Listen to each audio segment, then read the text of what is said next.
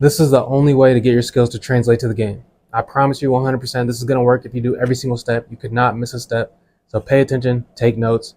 Here's a couple of reviews just so you know it's legit. Like, people actually take my advice sometimes and it works. Like, here's the people that do, right?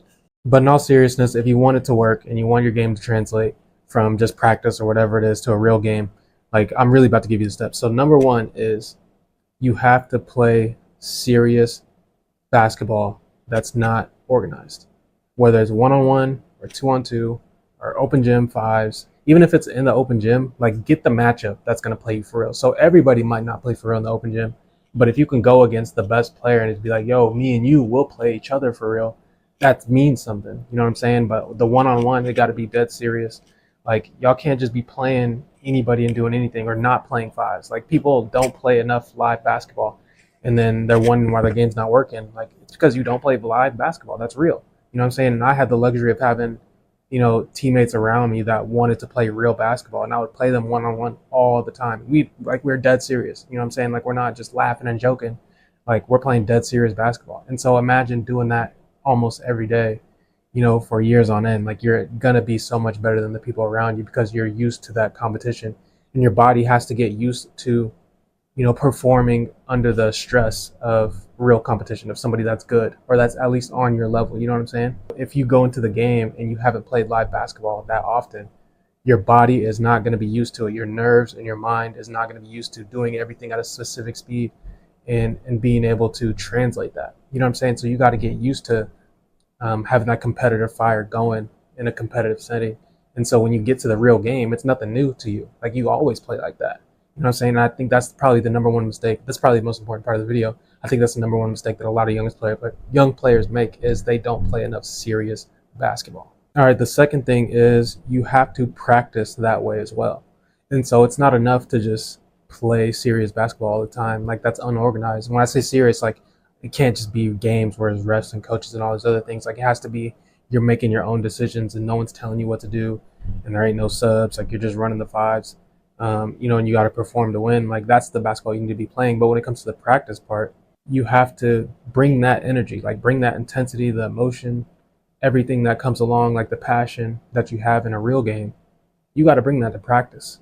You know what I'm saying? Like, you got to have that mindset and imagine, like, the defense is right there for real. You know what I'm saying? Like, that's really what you got to do. Like, what does it feel like when defense is on you? What does it feel like when you shoot a contested shot? Like, you have to be able to go into your mind and recreate that feeling. You know what I mean? And the exercise I'll give you to do is, like, imagine that right now. Like, do this exercise. Imagine that you're holding a tennis ball. Like, literally close your eyes and open your hand and feel as if there's a tennis ball in your hand. Like, just take a minute to do that. You could pause the video to try to do that. But I can almost guarantee you can feel, like, the furriness of the ball and, like, the size of it, right? Like, because you've held a tennis ball before. And so if you're able to do that with your mind, to actually feel something that's real, like, what the real thing feels like, and you could do that in your mind, you could do the same thing when you're practicing, and because that's what you need to do. And so you could, what does it feel like when there's a person right here trying to steal the ball from you? You know what I'm saying? You can recreate that feeling if you've been there before. And so you got to be able to do that consistently every day when you're practicing, and bring that intensity to the reps. If you're doing like a one dribble pull up, like, every time you make it, you're barely getting over the defense every single rep. You know what I mean? So then you know what it feels like. Okay, this person's contesting me. I know exactly what that feels like. Like, that's the second part. And I think that a lot of people don't do that either. You know what I'm saying? That's what separates the greats and the people that make the NBA from just the average Joe, to be honest with you. The third thing is you have to train your mind in some way, right? And I always say video games is like the number one mind trainer. Like, your brain has to be fast and be able to think quickly and problem solve quickly, because that's what basketball is. Like, it's super chaotic and it's super fast, and there's all these people on the court, and your coach is yelling all these things out, and you're trying to pick up on tendencies, and you're trying to, like, make your own shots and remember the offense and different things. And so if your mind's not trained to do all those things and perform, you're just not going to be any good. I'm just being honest with you. And so I think playing, like, first person shooter games are a staple. Like, I played those my entire life growing up. So I figured out, how to think quickly and on my feet and improvise when I needed to, and think ahead, of seeing, okay, I got an opponent all the way across the map and they're going this way. So I know where they're going to be at in a couple of seconds, and I know where there's ammo over here or an energy shield and different things like that. and being able to map out a strategy in like 2 seconds, I think that's super valuable and it translates to sports. It really does. And so even if it's something small on your phone, like you're just playing a quick phone game, like a Subway Surfers or something, I think that little stuff matters. It keeps your brain, it keeps your brain trained and sharp. And they've done studies on this type of stuff. Like you can look it up. Like video games help surgeons perform their surgeries better. Like it just helps a lot of athletes in general. Like people literally say, "I play 2K and it helps my decision making, it helps my reads." And so I think training your mind, not only in that way, but just to calm it down and be able to breathe on the court and have the right perspective to think a certain way, to not be so upset when you miss shots. Like you got to be able to train your mind in all these different ways to be able to perform on the court. You know what I mean? I think that really does matter. And so take the steps to really do that stuff. Like that always comes before everything else. If your mind's not right, it don't matter what you've been working on, because you're going to get in the game and you're going to be scared, or you're going to be nervous or anxious or worried and all these other things. And then you won't even be able to showcase your skills. You know what I'm saying? And so, take that stuff seriously and do that stuff. The fourth thing is you got to use the 80-20 rule when you practice. Like I bring this up in multiple videos all the time because it's that important. And the 80-20 rule is pretty much, I should start calling it the 90-10. It's pretty much 90% of the things that you do in a basketball game is going to be fairly simple. You know what I mean? Like it's great that you're practicing all these crossovers and doing all these different things, but if you can't do the basics of just catch and shoot, okay, attack a closeout, scoring off a cut, you're not going to be any good. You're not going to be any use to the team, because I always say scoring is worthless if you can't do all the other little things. But if you can do all the other little things and you can score in a one-on-one way, you're probably going to be one of the best players on your team. You know what I'm saying? And so that's how much those little things matter. It literally, like, because you got to think when it comes to scoring, coaches believe that they're smart enough to put in an offense to help you guys score. So they don't need you to go out there and go one-on-one and get a bucket when they feel like they can draw up a play to get a bucket. You know what I mean? And so if you can't do the little things and make basic shots and basic cuts and different things like that, they don't need you. You know what I'm saying?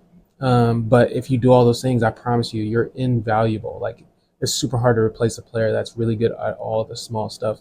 And so when you're practicing, you got to be able to practice the simple shots and the simple stuff, because that's going to make or break you. And that's what happens most often when you watch a game. It's not, you barely ever see one-on-one moves for the most part outside of like mega star players. And even those players are able to do the simple stuff. Like Kyrie's very good at catch and shoot.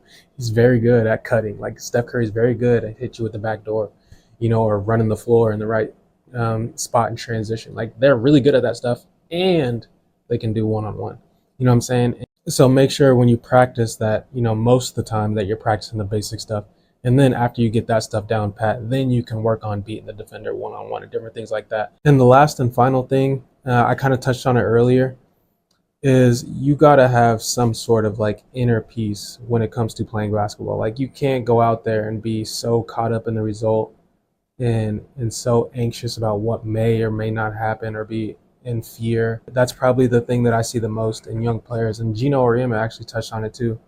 It's just all these kids are so afraid, man. Like you just have to enjoy the game and remember why you started playing. Like every single one of us started playing this game because it was fun. You know what I'm saying? If you were forced into it by your parents and it's not fun, you're probably going to quit. That's probably what's going to happen. I've seen it 1,000 times. But if you started playing because you wanted to, 99.999% of the time you started because it was a fun game to play. And so if you're not able to keep it fun somehow, and and at least make that the number one priority. You can have goals and aspirations and these type of things, but keeping it fun has to be priority, or else you're not going to do everything else that comes with it. Like that's what people don't understand. And so make sure that that's at the top of your list and have the right perspective about it. It's just basketball, dude. It's so much, it's such a small aspect of your life. You know what I'm saying? Like you're going to play organized basketball until you're like 22 max for majority of people, sometimes 18. After that, you got to live regular life for 60 years. You know what I'm saying? And on top of that, it's like you're so privileged to even play. There's people that are paralyzed, or people that live in like war-torn countries, or just, impoverished countries, and they can't even play the game. You know what I'm saying? Like they're just, And on top of that, if you got talent, like there's some people who are just like physically not good, or they never made the team and they got cut. And so you're in a position to where you're on a team and you get minutes and you get to perform and you're healthy and you're not hurt. You don't have some weird disease that you can't perform and play. Like you're so blessed to be in the spot to be able to play a game that you love. And so, always keep that in the back of your mind when things get hard, and be able to have that piece of just like, it's just basketball. Because it really is just basketball, dude. It's not that big of a deal. So if you're able to do all the things that I named in this video, I promise you, you will see a different version of yourself when you go out and you play real games. But other than that, man, go back over this video and make sure you really understand everything that I said. If you want your skills to translate to the game, and implement it, man. Don't just watch this video and feel good and then tomorrow you ain't doing shit. Like, implement what I said, please. Like, don't just be a watcher, be a doer, man. Like, be a doer. Master the game.